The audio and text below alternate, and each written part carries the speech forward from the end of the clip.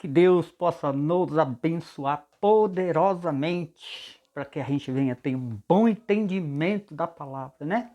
Hoje eu quero ler aqui em Hebreus, capítulo 7, versículo 12 em diante. Porque, mudando-se o sacerdócio, necessariamente se faz também mudança de lei. Mudando o sacerdócio, né? Que mudou, na verdade? Quando Jesus veio fazer nova todas as coisas, ele foi o sacerdote. Então, por isso que fala aqui agora, porque mudando o sacerdócio, necessariamente se faz também mudança de lei. Então agora nós estamos em Jesus Cristo, em uma nova lei, um novo mandamento. Porque aquele de quem essas coisas se dizem pertence a outra tribo, da qual ninguém serviu ao altar. Ele está falando aqui de Melquisedeque, quando fez essa promessa a Abraão para Jesus Cristo, né? Visto ser manifesto que o nosso Senhor procedeu de Judá, concernente a essas tribos, nunca Moisés falou de sacerdócio. E muito mais se manifesto é ainda se a semelhança de Melquisedeque se levantar outro sacerdote, que é Jesus Cristo, né? Por quê? Em outro sacerdote, que não foi feito segundo a lei dos mandamentos carnais. Né? Jesus Cristo não foi feito sacerdócio segundo a lei dos mandamentos carnais, mas segundo a virtude da incorruptível, porque dele assim se testifica: tu és sacerdote eternamente, segundo a ordem de Melquisedeque, porque o procedente mandamento é abrogado por causa da sua fraqueza e inutilidade. Sempre eu estou falando isso aqui, né, gente? Sempre eu estou falando isso daqui. Porque o Antigo Testamento foi abrogado, que é o procedente mandamento, que ele está falando aqui. Porque o procedente mandamento é abrogado por causa da sua fraqueza e inutilidade. Era inútil. Foi posto provisoriamente. É por isso que eu sempre falo aqui da gente pregar mandamentos novos de Jesus Cristo, que é a salvação. Pois a lei nenhuma coisa aperfeiçoou. Pois a lei nenhuma coisa aperfeiçoou. Então, se a gente vai pregar a lei, a gente tem que sempre usar ela como âncora para salvação. Como Paulo faz aqui. Não é? Pois a lei nenhuma coisa aperfeiçoou. E dessa sorte é introduzida uma melhor esperança. Olha aí, gente. Uma melhor esperança, pela qual chegamos a Deus. Esperando pelo qual chegamos a Deus. Né? E visto como não é sem prestar juramento, porque certamente aqueles sem juramento foram feitos sacerdotes.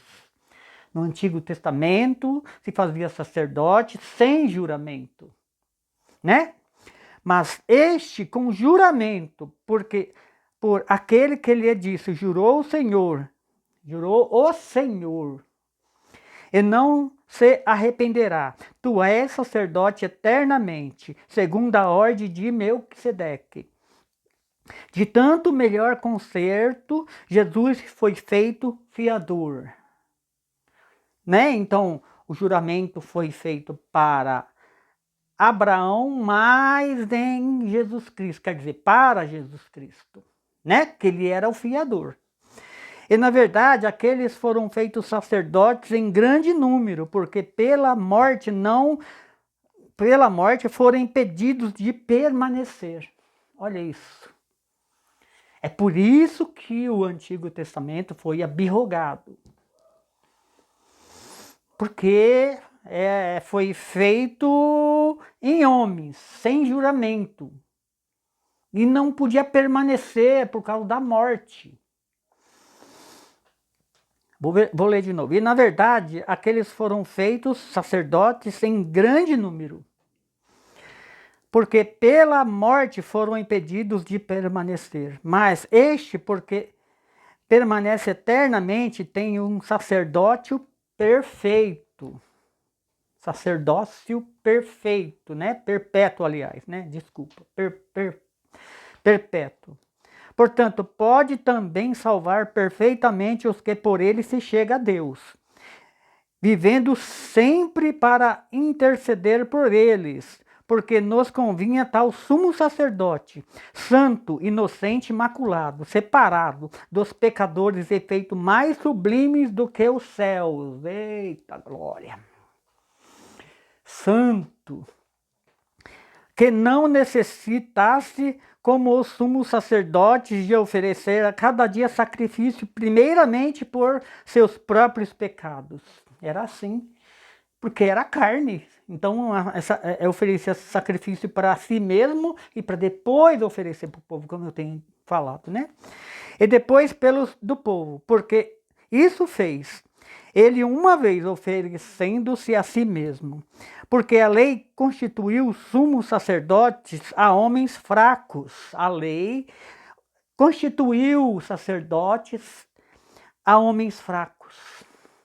Mas a palavra do juramento, que veio depois da lei, constituiu ao Filho perfeito para sempre. Eita glória! Ora, a suma dos que temos dito é que temos um sumo sacerdote tal que está assentado nos céus, à destra do trono da majestade. Eita glória! E por isso ele pode interceder pelo povo.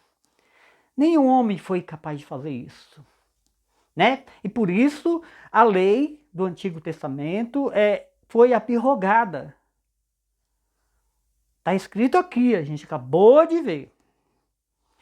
Por isso a gente tem que tomar bastante cuidado quando a gente vai pregar, né, a lei dos mandamentos, né, do Antigo Testamento, eu digo. Pode pregar? Pode pregar, desde que se usa ela como âncora. Eu sempre falo isso daqui, eu não quero me cansar de falar. Para o povo não sair da igreja vazio, sem a botija cheia, porque o que liberta é a palavra. Mas a palavra do Novo Testamento, a palavra da salvação, a palavra da libertação pelo Espírito Santo que veio quando Jesus padeceu na cruz e nos mandou. É Ele que nos ensina. É Ele que liberta. O Antigo Testamento não tinha essa força. Ora, a suma dos que temos dito é que temos um sumo sacerdote tal, que está sentado nos céus, à destra do trono da majestade, ministro do santuário e do verdadeiro tabernáculo. Do verdadeiro tabernáculo. Por isso Jesus fala, eu sou o caminho, a verdade e a vida. Eu sou o caminho, a verdade. Porque Ele é o verdadeiro.